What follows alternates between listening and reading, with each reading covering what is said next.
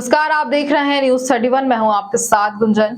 केंद्रीय मंत्री नरेंद्र सिंह तोमर के बेटे देवेंद्र सिंह तोमर का एक वीडियो आज सुबह से ही चर्चाओं का विषय बना हुआ है। वहीं वायरल होने के बाद से ही जहां एक तरफ कांग्रेस हमलावर है तो वहीं भाजपा के कई बड़े नेताओं ने भी अपनी प्रतिक्रिया दी है।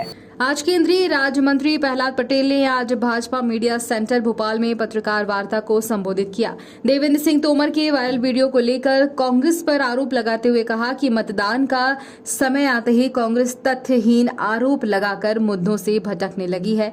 कांग्रेस की प्रवक्ता ने किसी वीडियो की बिना पुष्टि किए आरोप लगाया जो नैतिक रूप से आदर्श आचार संहिता का उल्लंघन है। ये जो वीडियो जारी करने की ओछी राजनीति कांग्रेस कर रही है, जबकि हमने जब भी कांग्रेस पर भ्रष्टाचार के आरोप लगाए हैं उनमें तथ्य का आधार रहा है। आगे उन्होंने कहा कि कांग्रेस यदि कोई वीडियो जारी कर रही है तो उसकी पहले पुष्टि करे। 40 साल के राजनीतिक जीवन में पुत्र को डाल बनाकर नरेंद्र सिंह की छवि को धूमिल करने का प्रयास किया जा रहा है। देवेंद्र ने पुलिस को आवेदन देकर जांच करने की बात कही है और अपने और परिवार के अकाउंट्स की जांच करने की भी बात की है। सहयोगी रहे हैं, साथ में सबने राजनीति की है, आप भी उनसे परिचित रहे हैं। एक गंभीर राजनीति करने वाले व्यक्ति ने, जिसने शायद कभी इतने बड़बोलेपन से भी किसी से बात नहीं की होगी, उनके चरित्र पर हमला करना और वो भी बेटे को ढाल बनाकर, भारतीय जनता पार्टी इस बात की निंदा करती है।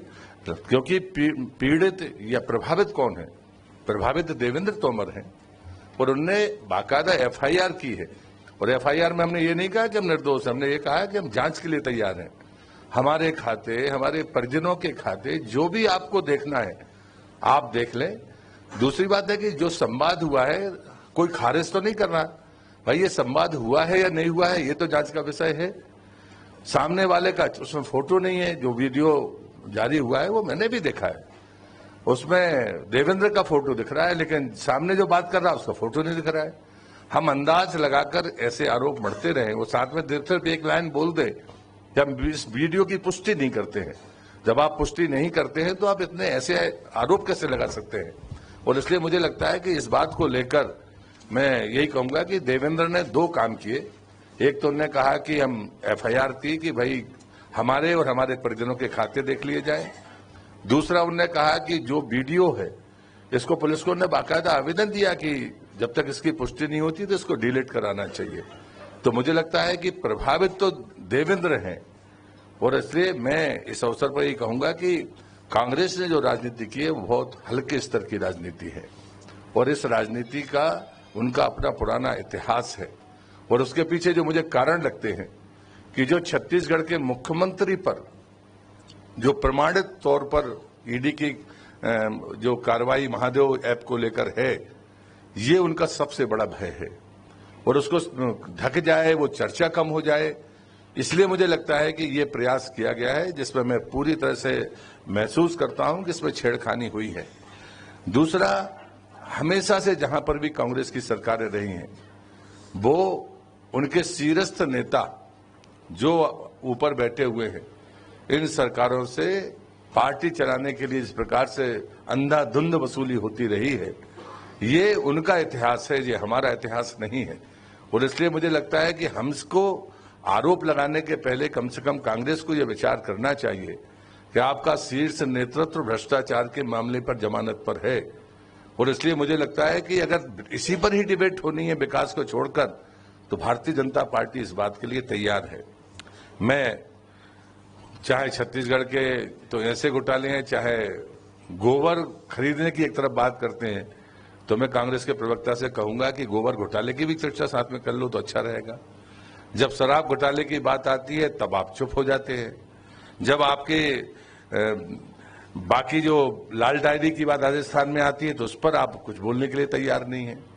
और इसलिए मुझे लगता है कि तेज बोलने से तथ्य नहीं बदल जाते हैं। और मैं आरोप लगाता हूं, मैं कहता हूं साफ कि कांग्रेस का जो शीर्ष नेतृत्व है वो कांग्रेस की सत्ता वाली जो राज्य हैं वहां से आप जिस प्रकार से दोहन करते हो, ये आपका इतिहास है। और इसलिए मैं आप सबसे यही निवेदन करता हूं कि भारतीय जनता पार्टी इन्हीं मुद्दों को लेकर कि हम विकास के मुद्दे पर बात करने के लिए तैयार हैं, क्योंकि कांग्रेस बौखला गई है हार से। वो जिस ढंग से छेड़खानी वाले वीडियो को रखकर विरोधाभासी बातें कर रही है, ये पूरी तरह से समाज में भ्रम फैलाने की कोशिश है। लेकिन मैं फिर से पुनरावृत्ति करता हूं कि नरेंद्र सिंह तोमर जी का जीवन, साधनिक जीवन 4 दशक से ज्यादा का साधनिक जीवन है। उनकी गंभीर राजनीति का जो आचरण रहा है, उस पर यह धब्बा हम सबको दुखी तो करता ही है। साथ में मैं कांग्रेस के इस षड्यंत्र की घोर निंदा करता हूं और मैं कांग्रेस को कहता हूं कि आप अगर इस स्तर पर राजनीति ले जाएंगे तो ये लोकतंत्र के लिए और मध्य प्रदेश की शुचितापूर्ण राजनीति के लिए अच्छा नहीं होगा। अगर आप कोई बात पूछना चाहेंगे तो जरूर। इसी तरह की तमाम ताजा खबरों के अपडेट्स के लिए न्यूज़ 31 पर बने रहिए। नमस्कार।